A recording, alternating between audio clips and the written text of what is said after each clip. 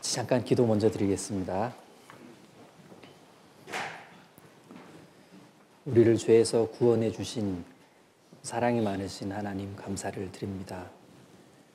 저희를 구원해 주셨을 뿐만 아니라 주님의 몸된 교회 안에 이끌어 주셔서 이곳에서 생명의 말씀을 또 양육에 필요한 말씀들을 먹고 신앙이 자라고 또 자란 만큼 주 앞에서 주님의 일에 수고함으로 쓰임받는 삶을 살아가고 있습니다.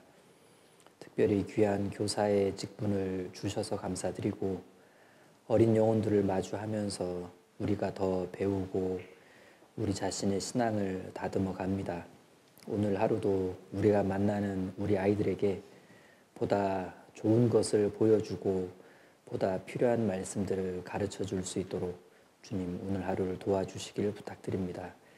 우리 자신에게도 좋은 하루가 될 수 있도록 도와주시고 말씀 속에서 또 믿음의 교제 가운데에서 우리의 신앙이 하나님 앞에 더 좋은 쪽으로 나아가는 시간들이 되도록 인도해 주시기를 부탁드립니다. 신입교사 교육 수료식이 있는 날입니다. 수료하시는 선생님들에게 더욱 새로운 마음과 필요한 용기를 주셔서 잘 이 직분을 해나갈 수 있도록 도와주시길 부탁드립니다. 모든 것 감사드리며 예수님 이름으로 기도드립니다. 아멘. 이번 공부하는 오래 참은 이삭입니다. 오래 참은 이삭. 창세기 26장이 본문입니다. 창세기 26장.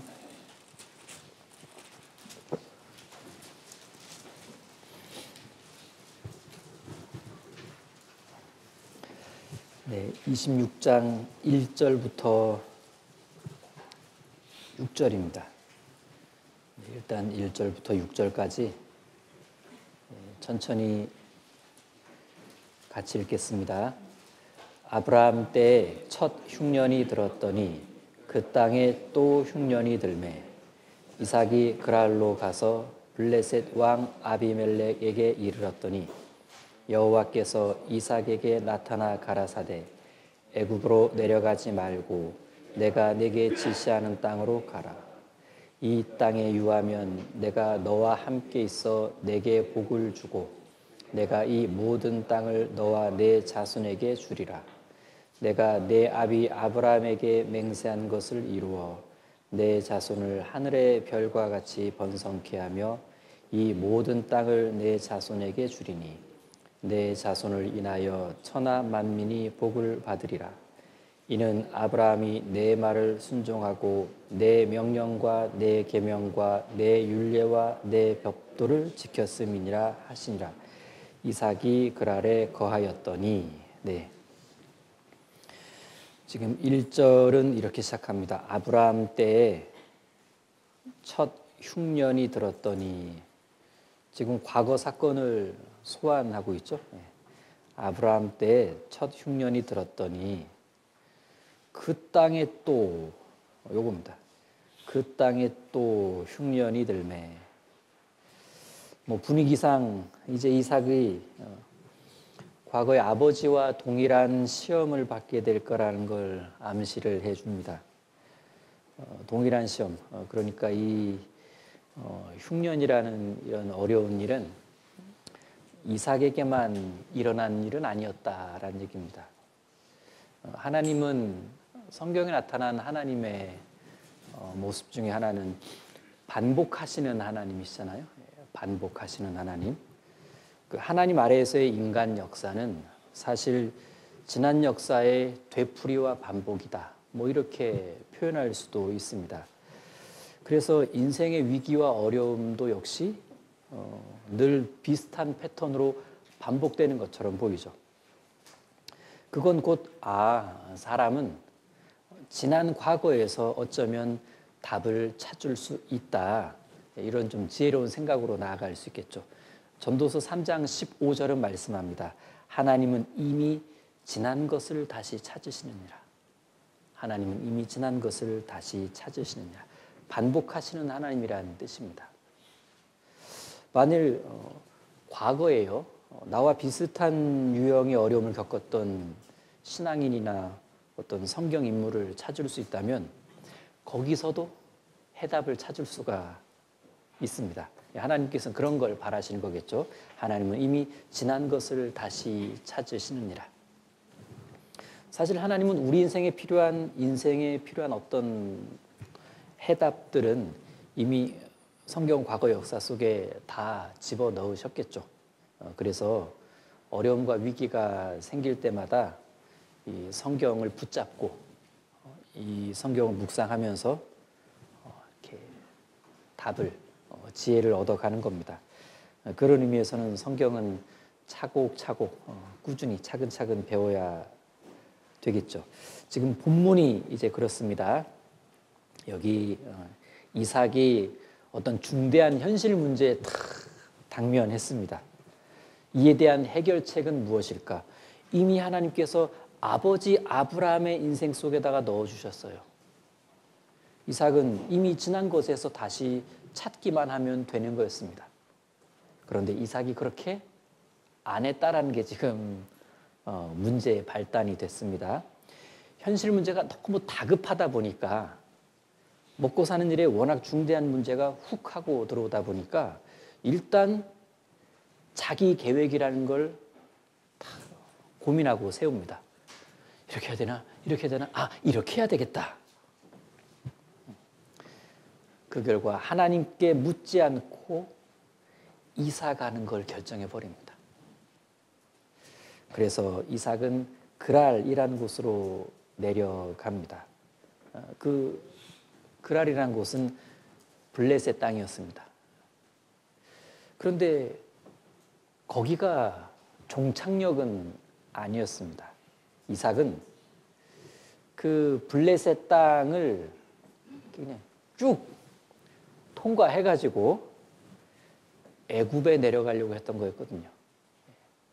거기 가면 흉년이 해결될 것 같으니까. 2절 보시면 여호와께서 이삭에게 나타나 가라사대 애굽으로 내려가지 말고 이미 아셨던 거죠. 애굽 가려고 그러지. 그래서 떠났고 지금 여기까지 왔지. 그런데 애굽 내려가지 말아라. 하나님은 지금 출발 시점이 아니라 어느 정도 진행된 시점에서 이삭에게 그냥 멈춰라. 여기서 멈춰라. 결과적으로 애굽행을 막으신 겁니다. 그런데 탁 막아섰던 그 지점이 그랄이었습니다. 그랄. 블레셋 영역인데 근데 정말 다행인 건 이삭이 여기서 더 이상 애굽으로의 진행을 애굽으로 가는 그 이주를 탁 멈춥니다. 하나님의 말씀대로 요 그랄 땅에서 탁 멈춰서 머무르게 되는데 근데 신기한 건 이 그랄이란 땅은 상당히 풍요로운 곡창지대였다라는 사실입니다. 여기서 중요한 교훈 하나를 얻을 수가 있습니다. 이삭의 애굽 이주 계획은 분명히 잘못된 계획이었지만 실행 과정에서 중간에 하나님이 개입하셔서 멈추라고 했을 때에는 이삭은 즉각 순종을 합니다. 그때 바로 순종하니까 그 순종 지점이 곡창 지점이었던 거예요. 우리에게 교훈하는 바가 크죠. 누구든 실수는 합니다. 신앙생활 중에 크고 작은 잘못된 계획들을 어쩌다 세우게 되는데 그 계획을 실행하는 과정에서 더는 진행되어서는 안 될 때 그때 하나님께서 개입하셔서 이런저런 환경과 여건으로 그 계획을 탁 막으시거든요. 이때 두 종류의 그리스도인이 있다라는 겁니다. 그래도 이왕 시작한 거 이러면서 불도저처럼 쭉 밀고 나가는 그리스도인도 있을 것이고 아차! 하고 정신을 바짝 차리고 즉시 멈추거나 돌아서는 그리스도인도 있을 겁니다. 당연히 하나님이 멈추게 하실 때는 멈추는 게 지혜일 겁니다. 비록 합당치 않은 진행 과정이긴 했지만 하나님이 구체적으로 개입하시는 시점에서는 여러분 그 지점에서는 내가 즉시로 순종의 지점으로 만들잖아요. 하나님은 그 지점을 복된 지점, 복된 자리로 만들어 주십니다. 여기 이삭처럼 곡창지대가 되게 해주실 거란 얘기예요. 이런 경험의 가장 확실한 증인은 우리 자신일 겁니다. 우리의 구원이 이와 비슷하거든요. 죄만 짓고 살았습니다. 그러다가 인생 중간에 하나님이 개입을 하셨어요. 이렇게 사는 거 너 멈춰. 그만. 그때 내가 몸과 마음을 멈추었고 말씀 앞에 앉았고 십자가 아래에서 순종을 했습니다. 그러자 그 자리를 복된 자리로 바꿔주셨습니다. 그 자리가 구원의 자리였네요. 구원의 자리. 예수님을 만나는 자리였던 겁니다. 나의 일그러지고 어그러진 인생길에 하나님께서 이렇게 개입하셔서 멈춰. 그럼 한번 멈춰 보겠습니다. 했더니 그 순종의 지점을 구원의 지점으로 바꿔주신 겁니다. 이삭의 순종 지점이 곡창 지점이었던 것처럼 내 인생의 순종 지점은 구원 지점이었다. 이렇게 볼 수도 있을 겁니다. 근데 이제 앞으로도 마찬가지예요. 앞으로도. 나는 그리스도인으로서 현재는 교사로서 좀 열심히 살아보려고 합니다. 그래 좀 살아보자. 그런데 워낙 내가 강한 나라서 때때로는 내 생각, 내 계획에 올라와서 그냥 열심히 진행해 보려고 합니다. 그러다가 하나님이 개입하시면, 말씀이 개입되면, 교회의 뜻이 그건 아니라고 하면 왠지 멈춰야만 할 것 같을 때가 있어요. 여러분, 그때는 강한 나보다 더 강하신 주님 앞에 탁 멈추는 게 맞습니다. 그럼 그 순종 지점을 복된 지점으로 바꿔주실 겁니다. 확실한 건 순종은 그 어떤 제사보다 하나님을 기쁘시게 하니까.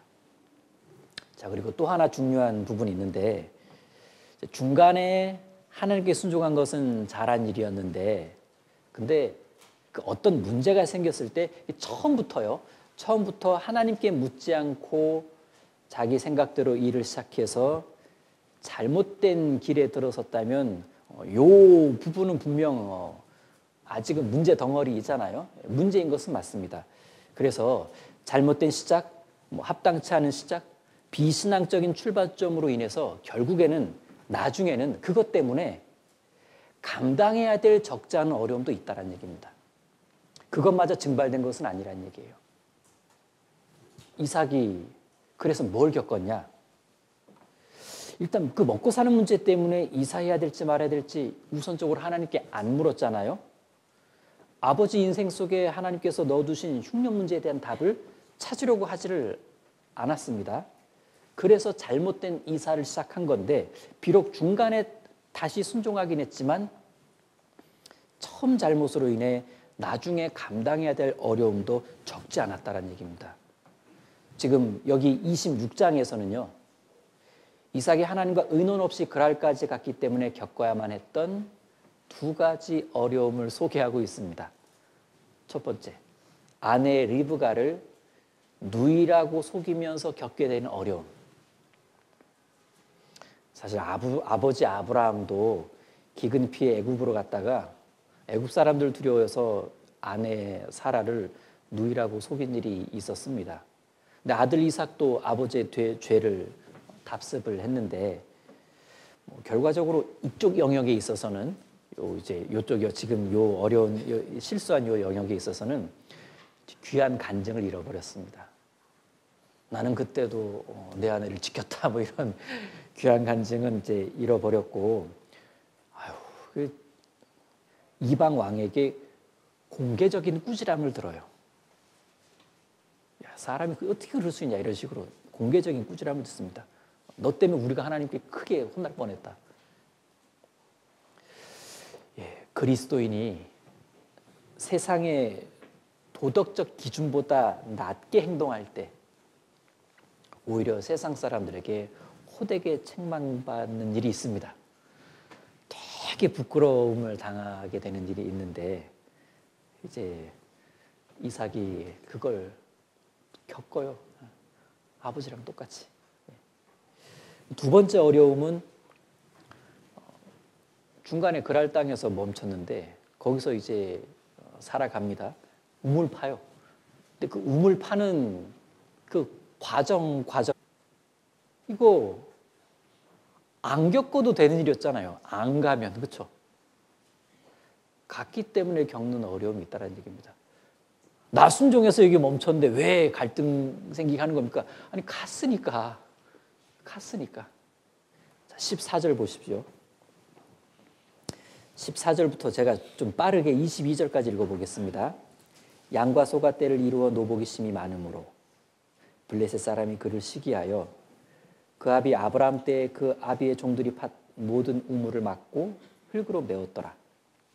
아비멜렉이 이삭에게 이르되 네가 우리보다 크게 강성한즉 우리를 떠나가라. 이삭이 그곳을 떠나 그랄 골짜기에 장막을 치고 거기 우거하며 그 아비 아브라함 때에 팠던 우물들을 다시 팠으니 이는 아브라함 죽은 후에 블레셋 사람이 그 우물들을 메었음이니라. 이삭이 그 우물들의 이름을 그 아비의 부르던 이름으로 불렀더라.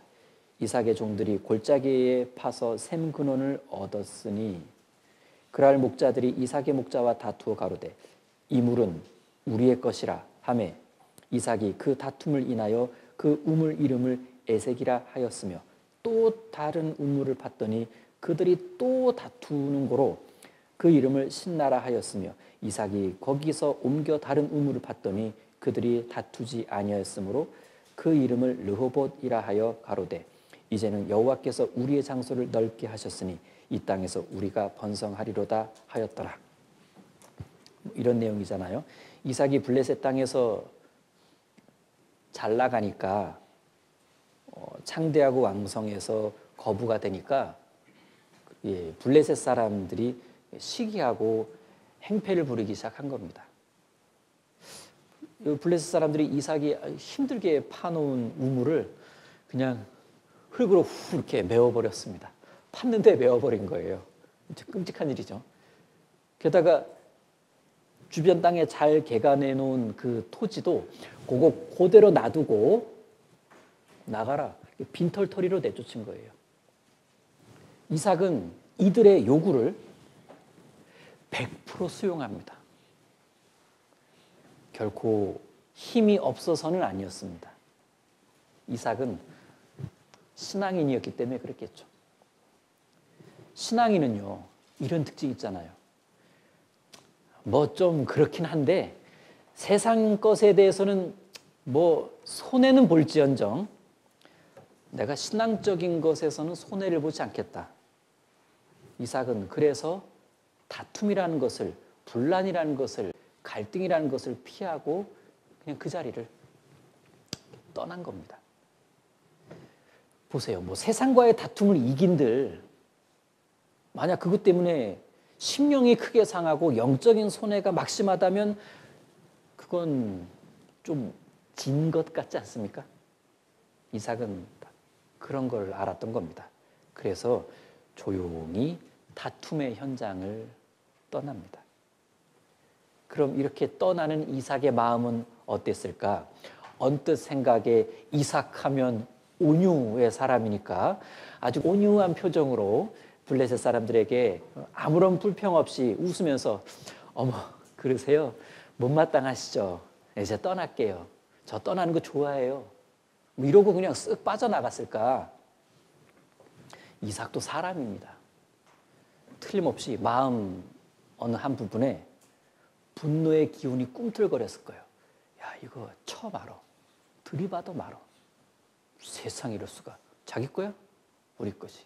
그들이 팠어? 우리가 팠지. 이거 그냥 한바탕에? 내가 뭐 힘이 없냐? 이삭 역시 분노의 마음은 있었겠지만은 분노는 하지 않았습니다. 화를 다스렸다는 얘기입니다. 육신을 짓눌러 다스렸다는 얘기인데 근데 이에 반해 블레셋 사람들은요. 그냥 본성대로 시기심이 가득했고 실제 시기를 표현합니다. 계속 이삭을 향해 괴롭힘을 퍼부었죠. 연이어서 내쫓습니다. 이것이 바로 이삭과 블레셋 사람들의 차이죠. 죄성은 있지만 나타내느냐 제어하느냐, 뭐 그 차이. 그리스도인과 세상 사람들의 분명한 차이이기도 합니다. 똑같이 본성과 육신과 죄성은 있는데 우리는 좀 눌러봅니다. 또 눌러줘요. 예. 그런데 그렇게 참고 버티고 피하고 손해보고 그러다 보니 누군가의 눈에는 참 바보처럼 보일 때가 있어요. 이러면서 늘 당하는 것처럼 보이기도 하지만 하나님은 좀 다르게 보실 겁니다. 여기 접으시고요. 욥기 10장입니다. 접으시고 욥기 10장 4절.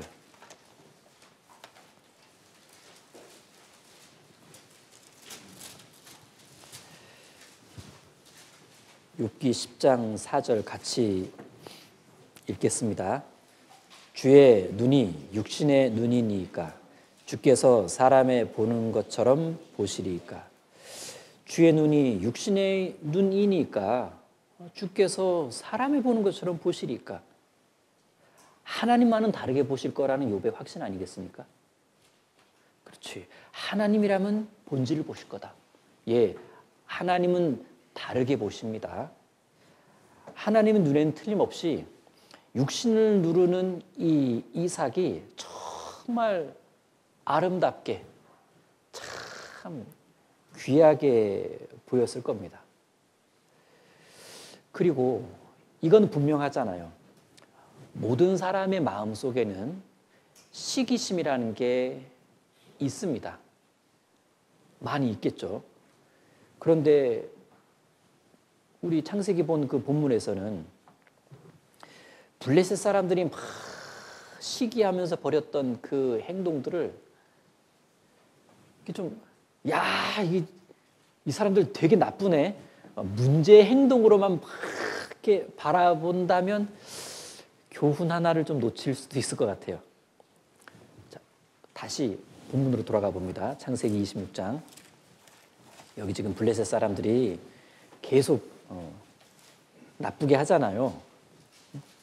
그런데 블레셋 사람들이 이삭에게 하고 있는 이 나쁜 행동들은 사실은 정상적인 인간의 모습입니다. 정상적인 인간의 모습. 그냥 시기심 많은 사람이라면 자연스럽게 하게 되는 일들이란 얘기예요. 블레셋 사람의 인간성, 도덕성 막 이런 걸 문제 삼아가지고 막 이들을 막 비난하고 막 근데 그것도 뭐 할 수 있는 생각이지만 그거보다는 먼저 이런 생각할 수 있지 않습니까? 야, 이게 사람이 다 이러네. 그렇지. 누구나 시기심은 있지. 생각해봐. 내가 멀쩡히 살고 있는 평안하게 살고 있는 이 영역에 누가 갑자기 확 들어와가지고 어머 나보다 더 잘 사네? 야 이거 점점 나는 입지가 좁아져 가네? 야 훨씬 잘 되네? 그럼 시기심 올라오고 그 사람 괴롭히고 싶은 거 이거 거의 정상이에요. 야 그게 사람이고 블레셋이 그랬는데 그러니까 블레셋의 이런 모습을 보면요. 야, 나도 이런데. 나도 블레셋처럼 했던 때가 있었는데 후원전이든 후원 후든 교회 안에서든 교회 밖에서든 이삭을 바라보는 그 관점뿐만 아니라 그들을 대하는 블레셋의 행동을 보면서 그렇지 뭐 나도 블레셋이지 뭐 나도 블레셋이지 뭐 누군가에게 내가 그리스도인답지 않게 가해자로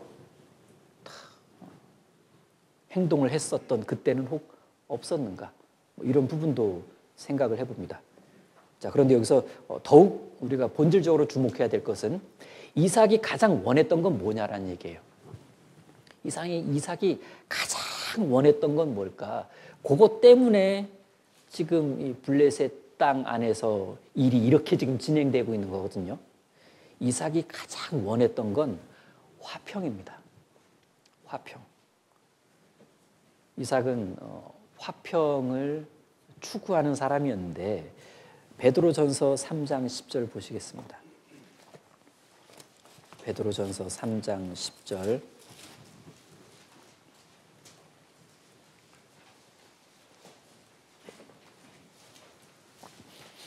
베드로전서 3장 10절 같이 읽겠습니다. 그러므로 생명을 사랑하고 좋은 날 보기를 원하는 자는 혀를 금하며 악한 말을 그치며 그 입술로 괴유를 말하지 말고. 생명을 사랑하는 자는 좋은 날 보기를 원한다. 이삭 역시 좋은 날 보기를 원하는 사람이었습니다. 그래서 혀를 금했습니다. 블레셋을 향해 악한 말을 내놓지도 않았고 공식적인 어떤 성명서도 발표하지 않았어요. 어설픈 비난 언론 플레이도 하지 않았고 딱 그냥 혀 접었습니다. 그건 그가 하나님을 의지했고 하나님께서 좋은 날을 만들어 주실 거다 반드시, 이런 믿음에서 비롯된 것이었을 겁니다. 그래서 이삭이 한 일은 그냥 그 자리를 떠나는 일이었습니다. 다시 창세기 26장 17절로 돌아가면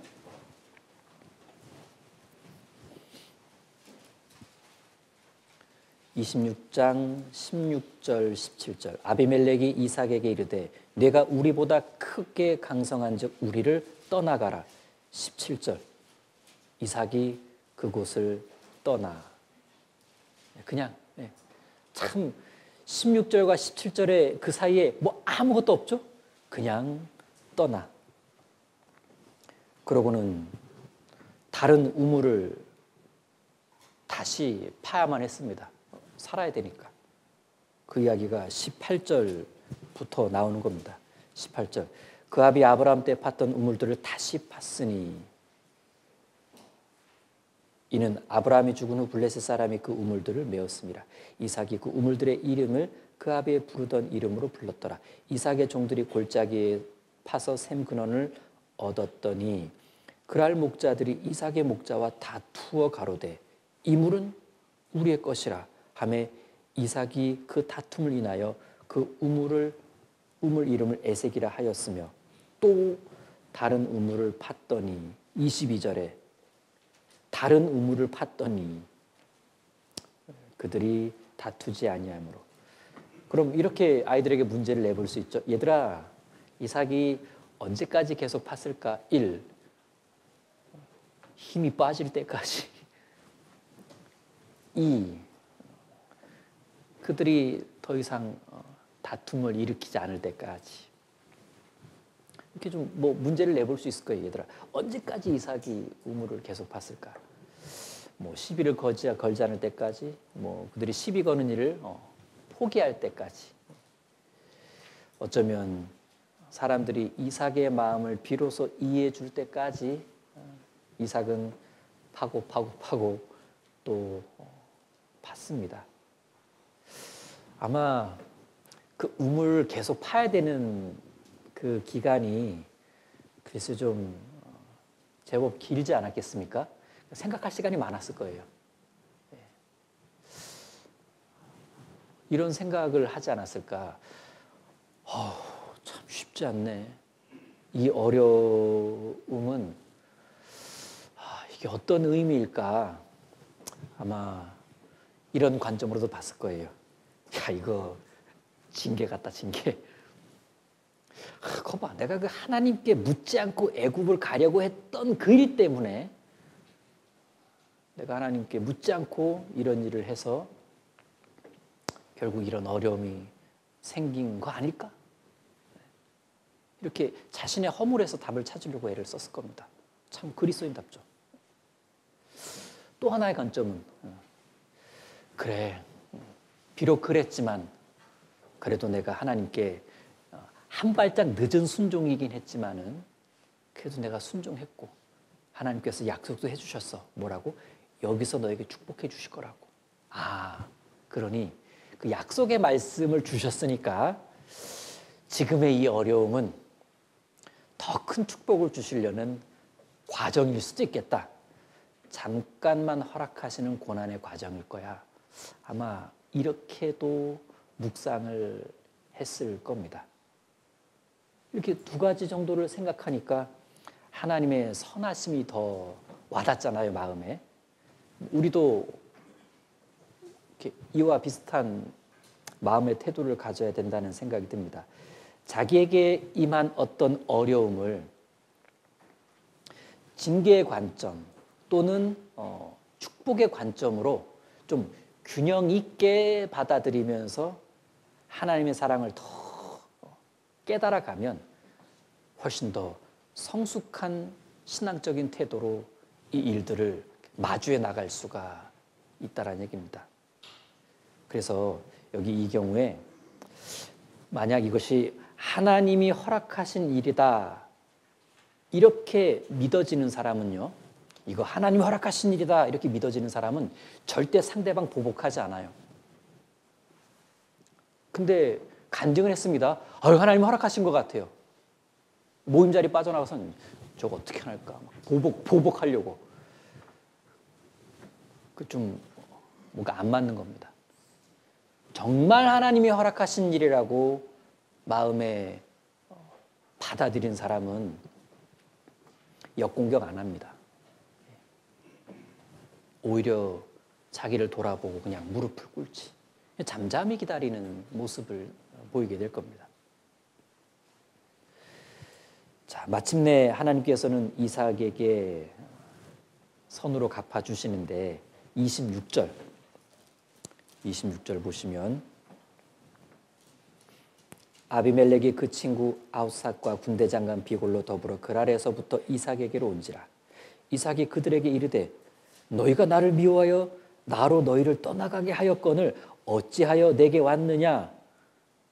참 27절만 보면 이삭 되게 속상했던 거예요. 속없이 이렇게 피하기만 했던 건 아닌 겁니다. 꾹 참은 거예요. 꾹 참은 겁니다. 그걸 이제 그런 서운함을 표현했는데 28절에 그들이 가로되 여호와께서 너와 함께 계심을 우리가 분명히 보았으므로 우리의 사이 곧 우리와 너희 사이에 맹세를 세워 너와 계약을 맺으리라 말하였노라. 너는 우리를 해하지 말라. 이는 우리가 너를 범하지 아니하고 선한 일만 내게 행하여 너로 평안히 가게 하였음이니라. 이제 너는 여호와께 복을 받은 자니라. 이방인도 이런 걸 알아요. 30절 이삭이 그들을 위하여 잔치를 베풀매 그들이 먹고 마시고 아침에 일찍이 일어나 서로 맹세한 후에 이삭이 그들을 보내매 그들이 평안히 갔더라. 그날에 이삭의 종들이 자기들의 판 우물에 대하여 이삭에게 와서 고하여 가로되 우리가 물을 얻었나이다 하매 그가 그 이름을 세바라 한지라. 그러므로 그 성읍 이름이 오늘까지 부엘세바 맹세의 우물이더라. 여러분 이삭하면 온유입니다. 온유의 사람. 온유는 성령의 9가지 열매 중에 8번째인데 그 앞에 열매가 절제입니다. 절제 앞에 있는 열매가 이 온유인데 여러분 그 절제가 참 어렵지 않습니까? 절제를 위해 필요한 성품이 아마 온유일 겁니다. 성격이 괴팍해서는 절제가 쉽지 않고 온유한 마음이어야 좀 더 절제가 가능할 겁니다. 우린 다 욱하는 마음을 가지고 사는데 요걸 잘 절제하자면 온유한 성품이 이것을 더욱 가능하게 해준다. 이삭이라고 왜 분노의 마음이 없었겠습니까? 그걸 절제한 사람이에요. 잘 다스린 거죠. 글쎄요. 그의 어려서부터 부모에게 받았던 인성교육의 결과였을까? 그러니까 이삭은 그 온유라는 성품을 그만이 특별한 선물로 받았다라기보다는 인성교육의 결과일 거예요. 그러니까 우리도 우리 아이들에게 좋은 인성의 바탕을 가르쳐주고 심어주고 도와준다면 나중에 그렇게 형성된 인성은 만 10세가 되면 굳어진다 그러거든요. 만 10세가 되면 굳어진대요. 그러니까 10세 이후에 인성교육이 불가능하다가 아니라 10세 이후가 되면 이미 많은 부분은 됐다라는 얘기예요. 야금야금입니다. 그 다음부터 조금씩. 그러니까 초등부 시절이 굉장히 인성교육의 중요한 시기라는 것을 엿볼 수가 있고, 하여튼 정리하면 이삭은 다툼의 자리를 떠나는 사람이었습니다. 계속. 그건 확실히 그가 그 온유함으로 하나님 앞에 자기 분노를 절제했고, 특별히 화평을 간절히 원했기 때문에 그래요. 그래, 차라리 화평하자. 그래, 화평을 얻어 내 마음이 평안하다면 그래, 그게 신앙으로서 더 나은 거고 승리한 거지. 여러 번 피하는 과정에서 일관되게 참았습니다. 일관되게 참았다고요. 그러니까 그건 오래 참았다는 뜻이기도 하죠. 때가 되니까 하나님께서 이제 주변 사람들의 마음을, 태도를 바꾸어 주셨잖아요. 마치 야곱과 에서의 이야기와 비슷합니다. 야곱이 하나님께 대한 태도를 온전히 보이니까 하나님께서 에서의 마음을 바꿔주시면서 둘이 극적인 상봉을 하죠. 자, 그러면서 결국은 하나님이 증거가 되었어요. 이 사건에서 가장 빛나는 장면은 이들의 블레셋 사람들의 입에서 야, 너 보니까 하나님 알겠다. 이겁니다. 하나님이 증거되었다는 게 가장 멋진 장면입니다.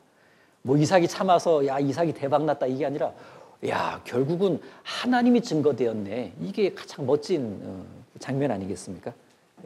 블레셋 사람들이 하나님을 인정하게 되는 사건입니다. 놀라운 일이면서도 야, 나도 그러면 이삭처럼 하면은 내가 뭐 직접적인 전도, 구체적인 성경의 메시지를 전하지 않는다 하더라도 내가 보이는 이삭과 같은 태도를 통해 내 주변에 믿지 않는 사람들이 야, 너 보니까 다른 기독교는 모르겠는데 너를 보니까 이런 마음이 들더라. 참, 그게 참 우리에겐 어떤 또 다른 값진 간증이 될 겁니다. 자, 그러면 하나님이 이 이삭의 초반의 실수에도 불구하고 끝까지 지켜주시고 복을 주신 이유는 무엇일까? 이런 생각 해볼 수 있잖아요. 왜 그 초반의 실수에도 불구하고 끝까지 지켜주시고 복을 주신 걸까? 이에 대한 답을 생각해 본다면 질문 하나를 더 만들어 볼 수 있을 것 같아요. 부모가 그 아이의 잦은 실수와 말썽에도 불구하고 끝까지 지켜주고 보살펴주는 이유는 무엇일까? 그건 낳았기 때문에 그래요. 낳았기 때문에. 자기 자식이고 사랑하기 때문에 그렇습니다. 뭐 또 다른 답이 필요가 없겠죠. 하나님은 더욱 그러하실 겁니다. 하나님은 우리가 꼭 뭔가를 잘해야만 칭찬하시는 분은 아니세요. 뭔가 우리가 하나님 앞에 잘 보여야만 좋은 것을 주시는 그런 조건 갖고 우리를 대하시는 분은 아니란 얘기입니다. 때로는 그냥 우리가 부족해도, 되게 연약해도 애초에 관계로 이루어진 그 사랑의 관계 때문에 우리에게 아낌없이 모든 것을 주시려고 하시는 우리의 참 부모이십니다. 그래서 그런 하나님을 경험하면서 우리가 하나님의 사랑을 더 알아가잖아요. 야, 정말 하나님 나를 사랑하시는구나. 정말 야, 그러니까 내가 더 하나님께 순종하며 살아야 되겠구나. 이런 마음이 이렇게 올라오게 되잖아요. 자, 더불어 한 가지 중요한 사실. 요 창세기 26장을 이렇게 보게 되면은 결국은 강한 자가 복을 받는 것이 아니라 온유한 자가 복을 받는다는 사실입니다. 참 위로가 되는 교훈입니다. 강한 자가 복을 받는 게 아니라 온유한 자가 복을 받는다. 이 구절 찾아보겠습니다. 전도서 10장입니다.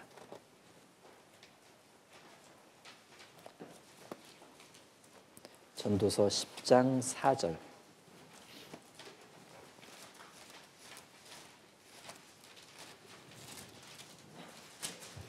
전도서 10장 4절 같이 읽겠습니다. 주권자가 내게 분을 일으키거든 너는 내 자리를 떠나지 말라. 공순이 큰 허물을 경하게 하느니라. 핵심 단어는 공순입니다. 이렇게 시작하죠. 주권자가 내게 분을 일으키거든 너는 내 자리를 떠나지 말라.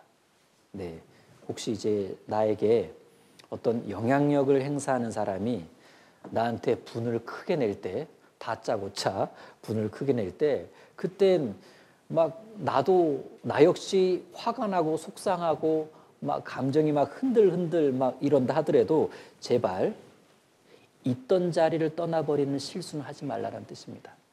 있어야 할 자리를 떠나버리는 실수는 하지 말라는 얘기예요. 결국 자기 자리만큼은 지키고 있어라는 뜻입니다. 홧김에 뭐 자존심 상한다고 나 안 해. 나 이제 교사 안 해. 나 이제 안 가.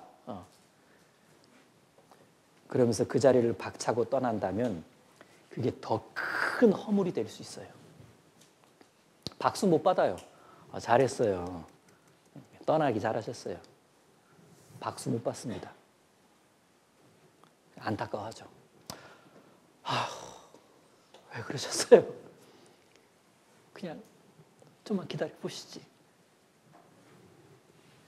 그래서 일단 주권자가 내게 분을 일으키거든. 이런 일 많습니다. 교회 안팎에. 일단 꾹 참아야 돼요. 꾹 참고 그 다음 뭘 해야 되냐? 자기 하던 일에 묵묵히 집중해야 됩니다. 꾹 참고 묵묵히 내 하던 일에 집중한다? 이건 뭐와도 연결되냐면 나에게 분을 낸 그 사람과 전과 다름없는 원활한 일상의 관계를 맺고 살아가야 한다는 뜻이에요. 이게 어려워요. 우리 참을 수는 있어요. 자리까지 지킵니다. 근데 그 다음은 얼굴도 안 보려고 그러죠. 너 보면 내가 화나 이러면서 이제 얼굴도 안 보려고 그러는데, 그러니까 이거 꾹 참고 자리 지키고 전과 다름없이 일상의 관계를 그와 유지해 간다. 이게 쉬운 게 아니에요. 쉬운 게 아닙니다. 근데 이렇게 할 수 있으려면 훈련된 힘이 필요해요. 어떤 남다른 신앙 습관 하나가 있어야 되는데 여기 전도서 10장 4절에서는 그건 바로 공순이다 이렇게 말씀하고 있는 겁니다. 공순. 4절 다시 보시면 주권자가 내게 분을 일으키거든 너는 내 자리를 떠나지 말라. 공순이 큰 허물을 경하게 하느니라. 공순은 어떤 태도를 말합니다. 누군가 나에게 분냈을 때 같이 분노하지 않고 올라올 수 있는 흥분 딱 가라앉힙니다. 그러면서 오히려 부드럽게 따뜻하게 대하는 태도가 공순이에요. 되게 어렵죠? 오히려 부드럽게 따뜻하게 대하는 태도가 공순인데 일반적인 우리의 본성과는 너무나 다른 태도입니다. 우리의 본성은 욱하면 콱이잖아요. 근데 이제 한 다음에 그렇게 하는 거예요. 공수는 겸손과 비슷한 뜻 같지만 사실 겸손보다는 더 적극적인 표현입니다. 낮은 마음과 이 참는 마음으로 끝까지 버티는 것이 공순입니다. 그러자면 어떤 그 확실한 믿음이 있어야 될 거예요. 뭔가 붙잡고 있는 하나님의 말씀이 있어야 이게 버텨지거든요. 어떤 그 내가 믿음 가운데 붙잡고 있는 그 단 하나의 말씀이 그를 끝까지 겸손, 끝까지 견딤, 즉 공순으로 이끌어 줄 거라는 것입니다. 여기 전도서 10장 4절을 쉬운 성경이란 번역본에서는 이렇게 번역했는데 통치자가 너에게 화를 낸다 해도 내 자리를 떠나지 말라. 왜냐하면 침착하기만 하면 큰 실수를 막을 수 있기 때문이다. 공순 대신 아이들이 이해하기 쉬운 침착이라는 단어를 사용했습니다. 여하튼 공순한 마음과 태도가 있으면 주권자의 분노를 감내할 수도 있고 견딜 수도 있습니다. 그 결과 여기 4절 끝에서처럼 큰 허물을 경하게 하느니라. 보다 큰 허물을 피할 수 있다는 얘기입니다. 그럼 구약 성경에서 이런 공순을 잘한 사람 둘 꼽으라 그러면 아마 다윗과 이삭 거의 대표 주자일 겁니다. 다윗도 공순의 사람입니다. 질투에 휩싸인 사울이 다윗을 향해 막 이렇게 분을 냈잖아요. 하지만 다윗은 자기 자리를 떠나지를 않았습니다. 걸핏하면 창 던지는 사울을 향해 분노를 품거나 역으로 창을 공격하지도 않았죠. 그냥 꾹 참고 일체 반격 안 했습니다. 여론을 모으지도 않았어요. 원래 여론은 다윗 편이었거든요. 그러니까 여론이 막 외쳤잖아요. 사울의 죽인 자는 천천히요, 다윗의 죽인 자는 만만이로다. 그게 당시의 여론이었어요.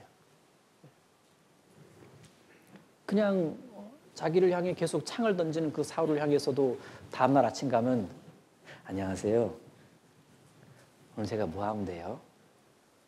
이런 다윗, 아무 일 없었던 것처럼 공순입니다.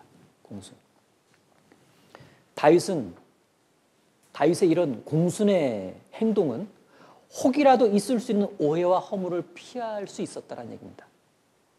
만약 다윗이 약간이라도 사울에 대해서 뭔가 반격을 하고 보복을 했다라면 당장의 사람들이 말했을 거야. 거봐. 다윗 그럴 줄 알았어. 자기가 왕 되고 싶어서 저랬던 거야. 저렇게 치니까 이렇게 받아버리잖아. 이런 오해와 허물을 면하기 어려웠을 텐데, 야, 다윗이요, 꾹 참고 탁 버티니까 일체 그런 허물은 없었다는 얘기입니다. 다윗은 처음에 자리를 지키는 공순을 보여주었습니다.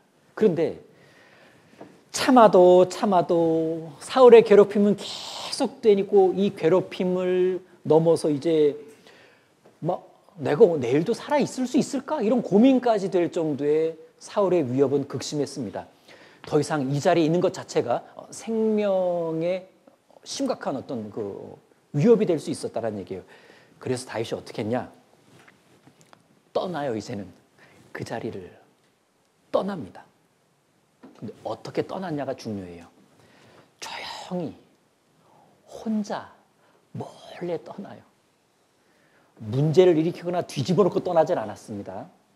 자기 세력 모아서 떠난 것도 아니에요. 얼마든지 모을 수 있는 영향력을 가진 군대 장관이었지만은 그러질 않고, 또 내 떠나면서 이 왕국 분열시켜놔야지, 나 없으면 되나 봐라 막 이러면서 그러지도 않았습니다. 그냥 홀로 자기 자리에 떠났는데 이것이 바로 자리를 떠나는 공순이에요.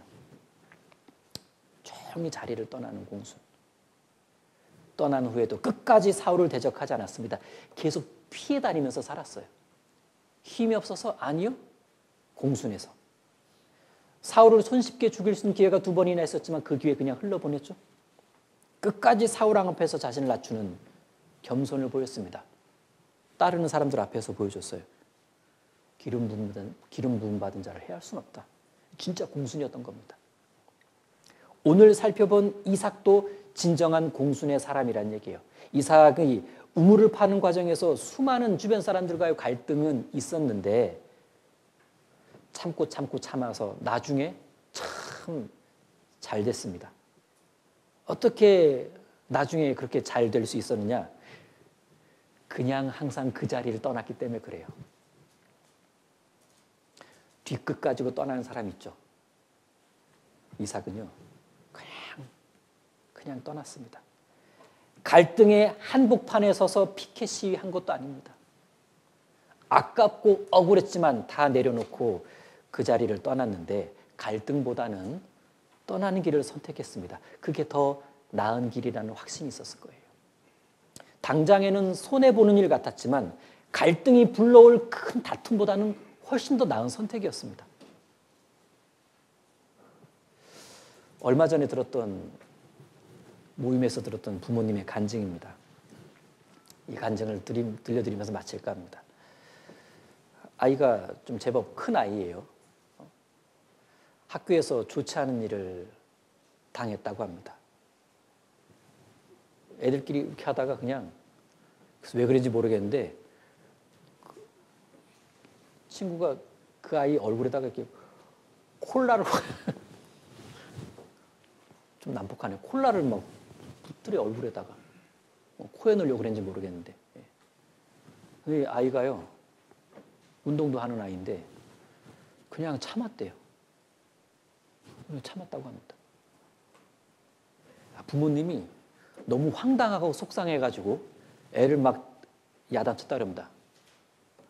너 바보야? 왜 그랬어?